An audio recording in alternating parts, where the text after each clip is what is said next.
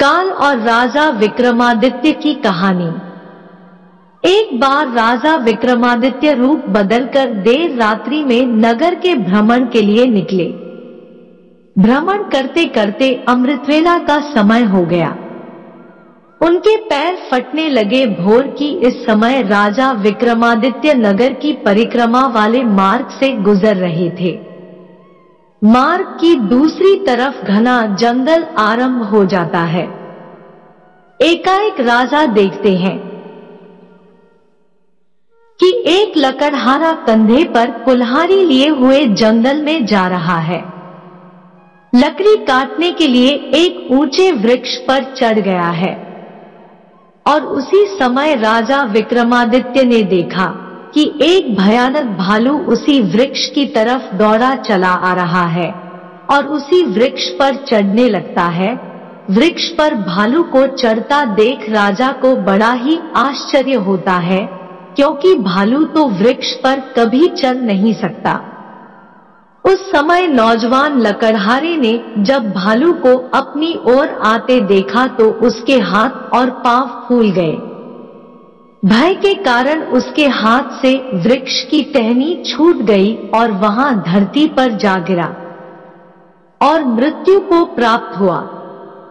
तब भालू पेड़ से नीचे उतरा और राजा के देखते ही देखते उसने एक सुंदर लड़की का रूप धारण कर लिया और जंगल के समीप जाकर एक कुएं की मुंडेर पर बैठ गई। राजा दूर खड़े होकर यह सभी नजारा देख रहे थे और सोच रहे थे कि यह लड़की बना हुआ भालू अब क्या करेगा। थोड़ी ही देर में राजा के दो सिपाही जो रात्रि गश्त पर थे उधर आ गए। इत्तेफाक से दोनों सिपाही सगे भाई थे। इनमें से छोटे भाई की नजर हुए पर बैठी सुंदर लड़की पर पड़ी तो वहां बड़े भाई से बोला कि कितनी सुंदर लड़की है, मैं इसी से विवाह करूंगा। बड़ा भाई बोला, बड़े भाई की होते हुए छोटा भाई कैसे विवाह कर सकता है। बड़ा होने के नाते सबसे पहले विवाह मैं करूंगा। तब छोटा भाई बोला, इसे पहले मैंने देखा है, इसलिए इससे विवाह तो मैं ही कर लूंगा।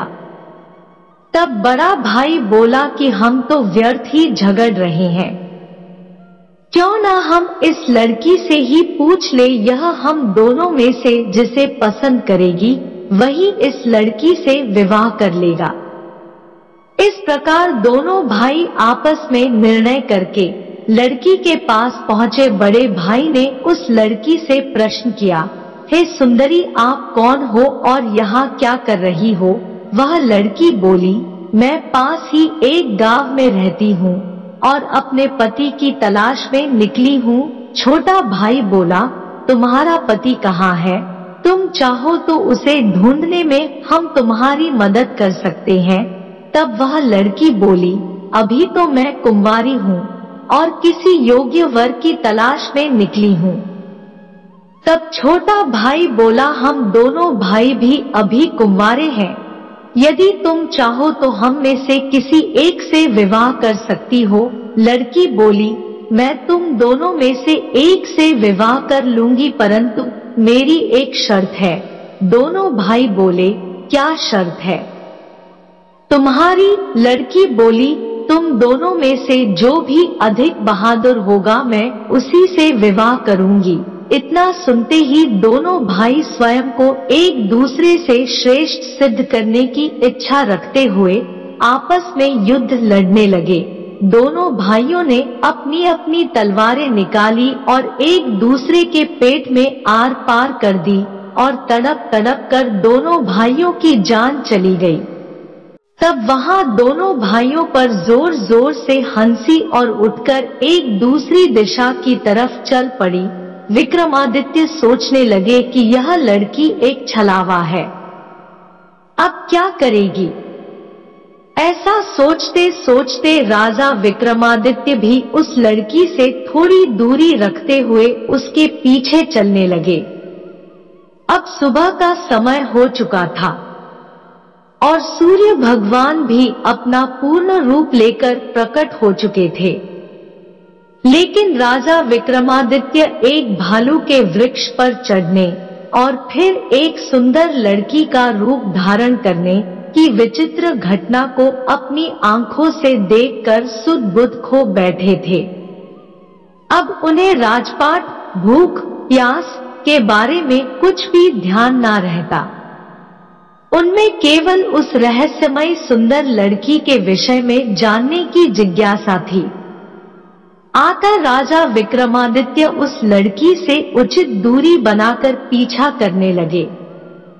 पीछा करते करते वे लगभग 200 कदम आगे चलने के बाद राजा विक्रमादित्य के विस्मय की सीमा न रही, क्योंकि राजा विक्रमादित्य ने उस लड़की को भालू से एक सुंदर लड़की का रूप धारण करते हुए देखा था। वह लड़की अब एकाएक एक जहरीले नाग का रूप धारण कर चुकी थी। वहां जहरीला नाग अब बड़ी ही तेजी से आगे बढ़ने लगा। कुछ दूर आगे एक नदी के पास पहुंचे और राजा के देखते ही देखते वह नाग उस नदी में कूद पड़ा। नदी में एक नाव चल रही थी जिसमें 30-35 लोग सवार थे। अब वहां जहरीला नाग उस नाव की तरफ आगे बढ़ने लगा। सम्राट विक्रमादित्य किनारे पर खड़े होकर यहाँ सब नजारा देख रहे थे। देखते ही देखते वहां जहरीला नाग उस नाव में कूद पड़ा। जैसे ही नाव में बैठे सभी लोगों ने उस नाग को देखा, नाव में भगदड़ मच गई और सभी लोग अपनी जान बचाने के लिए पानी में कूद पड़े। जो लोग तैरना जानते उन सभी लोगों ने तैरकर अपनी जान बचा ली और नदी के बाहर निकल गए। जो लोग तैरना नहीं जानते थे वे लोग पानी में डूब गए और मर गए। आप वहां ना नदी से बाहर निकला और नदी के किनारे किनारे आगे बढ़ने लगा। सम्राट विक्रमादित्य भी उसके पीछे पीछे आगे बढ़ने लगे।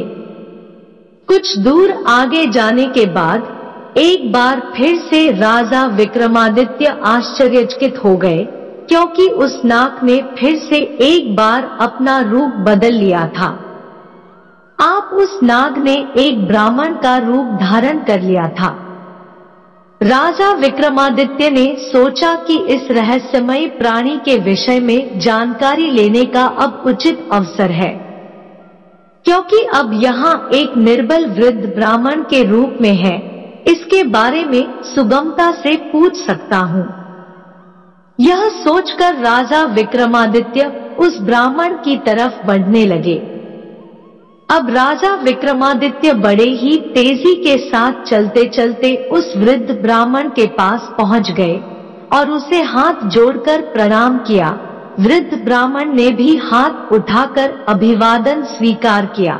राजा विक्रमादित्य ने उस वृद्ध ब्राह्मण से प्रश्न किया, आप कौन है? तो वह ब्राह्मण बोला, तुम्हें दिखाई नहीं देता, मैं ब्राह्मण हूँ। राजा बोला, आप असत्य बोल रहे हो, आप ब्राह्मण तो नहीं हो। वह बोला, तो तुम ही बता दो मैं कौन हूँ। राजा बोला, तुम वह नहीं हो जो नजर आ रहे हो।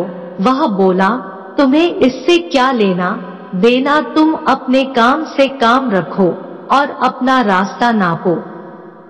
राजा बोला, मैं सच्चाई जाने बिना आपका पीछा नहीं छोड़ूंगा, आपको सच्चाई बतानी ही पड़ेगी। वह बोला, मैंने तुम्हें बताया तो मैं एक ब्राह्मण हूँ। राजा बोला, आप मुझसे झूठ नहीं बोल सकते, मैं आपका तब से पीछा कर रहा हूँ जब से आप भालू बने हुए थे। उस समय आपने उस नौजवान लकड़हारे को मारा, फिर आपने एक सुंदर लड़की का रूप धारण किया और दोनों सिपाही जो सगे भाई थे उन्हें एक दूसरे के हाथ मरवा दिया। फिर आपने एक नाग का रूप धारण किया और नदी पार कर रहे नाव में बैठे यात्रियों को आपने नदी में कूदने पर विवश किया और उसे मारे गए। अब आपने एक वृद्ध ब्राह्मण का रूप धारण किया है। अब सीधी तरह से सच सच बता दो आप कौन हो। वह बोला, यदि नहीं बताऊं तो। यह सुनकर राजा ने अपनी तलवार निकाल ली और बोले, तो फिर मरने के लिए तैयार हो जाओ। तुम जानते नहीं यह राजा विक्रमादित्य की नगरी है और मैं राजा का वफादार नौकर हूँ। अब मरने से पहले जल्दी से बता दो कि तुम कौन हो। राजा विक्रमादित्य की यह धमकी सुनकर वह वृद्ध ब्राह्मण जोर जोर से खिलखिलाकर हंस पड़ा और बोला, मैं जानता हूँ कि यहाँ महाप्रतापी सम्राट विक्रमादित्य की राजधानी है और मैं यह भी जानता हूँ कि तुम ही विश्व प्रसिद्ध सम्राट विक्रमादित्य हो। फिर भी एक बात जान लो, तुम मुझे नहीं मार सकते, बल्कि एक दिन ऐसा आएगा कि मैं तुम्हें ही मरने के लिए विवश कर दूंगा। उसकी यह बात सुनकर राजा विक्रमादित्य सोचने लगे कि जिसने इस रूप में भी मुझे पहचान लिया वह कोई साधारण इंसान तो नहीं हो सकता। तो राजा थोड़े विनम्र होकर बोले, अब आपने मुझे पहचान ही लिया है तो कृपा कर बताइए कि आप वास्तव में कौन हैं। तब वह ब्राह्मण बोला, किसी ने सच ही कहा है कि संसार में 4 प्रकार के हट प्रसिद्ध है, राजा के, बाल हट, क्रिया हट और योग हट। तुम राजा हो, राज हट पर अड़े हो। बिना मेरी सच्चाई जाने तुम मानोगे नहीं, इसलिए मुझे बताना ही पड़ेगा कि मैं कौन हूँ। आता राजन, अब ध्यान लगाकर सुनो कि मैं कौन हूँ और तुम्हारी राजधानी में क्यों आया हूँ। आप उस ब्राह्मण ने बताना शुरू किया है, हे राजन, मैं तुम्हें बताता हूँ कि मैं कौन हूँ। जो भी मैं बताऊंगा एक एक शब्द ध्यान लगाकर सुनना। मेरा नाम काल है। तुम जानते हो कि इस संसार में जितने भी प्राणी जन्म लेते हैं उनकी मृत्यु निश्चित है, इसलिए इस भूमि को मृत्यु लोक भी कहा जाता है। जब प्राणी माता के गर्भ में आता है, उसके संपूर्ण अंग बनने के बाद उसमें आत्मा प्रवेश करती है, अर्थात वह सजीव हो जाता है। उसी समय उसकी मृत्यु का समय, स्थान और परिस्थिति, मृत्यु किस प्रकार होगी, यह सभी बातें विधाता की तरफ से निश्चित कर दी जाती है। और राजन, तुम यह भी जानते हो कि सभी प्राणियों का मृत्यु का लेखा जोखा चित्रगुप्त के पास रहता है। जब किसी प्राणी की मृत्यु का समय आ जाता है तो वहां धर्मराज को सूचित करते हैं। अब सबकी मुक्ति अर्थात मृत्यु का समय, यह विभाग भगवान शिव के पास है। अतः धर्मराज उस प्राणी को मृत्यु प्रदान करने की आज्ञा भगवान शिव से मांगते हैं। जब भगवान शिव आज्ञा दे देते हैं तो धर्मराज मुझे अर्थात काल को आज्ञा देते हैं। तब मैं मृत्यु लोक अथवा पृथ्वी पर आता हूँ। मुझे यह पता होता है कि किस प्राणी की किस समय, किस स्थान पर और किस स्थिति में मृत्यु होगी। मैं उन प्राणी को निश्चित समय पर लेकर जाता हूँ अथवा पहुँचा देता हूँ जहाँ उसकी मृत्यु लिखी हुई है अथवा निश्चित है, और किस प्रकार से उसकी मृत्यु लिखी गई है मैं उस स्थान पर वैसे ही परिस्थितियां अथवा हालात बना देता हूँ। उस लकड़हारे को मैंने नहीं मारा। राजा विक्रमादित्य बोले, तुम फिर झूठ बोल रहे हो। मैंने स्वयं अपनी आंखों से देखा है कि उस लकड़हारे की मृत्यु का कारण तुम ही थे। वृहद ब्राह्मण बोला, बेशक कारण मैं बना था, लेकिन सांसारिक लोग तो यही समझते हैं कि लकड़हारे की मृत्यु वृक्ष से गिरकर रक्षिका टहनी टूटने के कारण हुई है, और फिर मुझे तो मृत्यु देव धर्मराज के आदेश का पालन करना ही पड़ता है। उसकी मृत्यु वृक्ष से गिरने के कारण लिखी गई थी, इसलिए मैंने भालू बनकर वैसी ही परिस्थितियां व हालात पैदा कर दिए। नहीं तो जरा सोचो, यदि असली भालू होता तो क्या कभी पेड़ पर चढ़ता? कदापि नहीं। परंतु वहां तो मैं था और मेरे लिए कुछ भी असंभव नहीं है। अगर उन सिपाहियों की बात करें तो उनको भी मैंने नहीं मारा, उनकी मृत्यु एक दूसरे के हाथों लिखी थी। अतः उनके लिए मुझे एक सुंदर लड़की बनना पड़ा। नाव में सवार लोगों की मृत्यु पानी में डूबने से लिखी थी, इसके लिए मुझे भयानक नाग का रूप धारण करना पड़ा। राजन, मुझे लगता है कि आप अच्छी तरह समझ गए होंगे कि मैं कौन हूँ और तुम्हारी नगरी में क्यों आया था, और यह भी समझ गए होंगे कि समय, स्थान और परिस्थिति की सांसारिक प्राणी के जीवन में कितनी बड़ी भूमिका होती है। राजा विक्रमादित्य के वृद्ध ब्राह्मण रूपी काल की बातें बड़े ध्यान से सुने और गंभीर हो गए। कौल कहने लगा है, राजन, अब मैं चलता हूँ। राजन बोले, हे कालदेव, आपने मुझे बहुत अच्छी जानकारी दी है, जिसके लिए मैं आपका बहुत आभार व्यक्त करता हूँ। कृपया जाने से पहले मेरे एक और प्रश्न का उत्तर देते जाइए। कौलदेव बोले, पूछो, क्या पूछना है? शीघ्र पूछो, मेरे पास समय नहीं है। राजा विक्रमादित्य बोले, कृपा करके मुझे यह बताइए कि मेरी मृत्यु किस समय पर और किस प्रकार से होगी। कालदेव बोले हैं, राजन, मैं यह तो बता सकता हूँ कि तुम्हारी मृत्यु कहाँ और किस प्रकार से होगी, परंतु यह नहीं बता सकता कि तुम्हारी मृत्यु कब होगी। राजा विक्रमादित्य बोले हैं, कालदेव, मृत्यु का समय बताने में आपको क्या आपत्ति है? कालदेव बोले, हे राजन, यदि मैं पहले ही आपको मृत्यु का समय बता दिया तो इसी क्षण से आप चिंताग्रस्त हो जाओगे, और आप तो जानते हो कि चिंता और चिता दोनों में कोई अंतर नहीं है। अभी तो आपको अपने शासनकाल में बहुत से शुभ और जन कल्याण के कार्य करने हैं।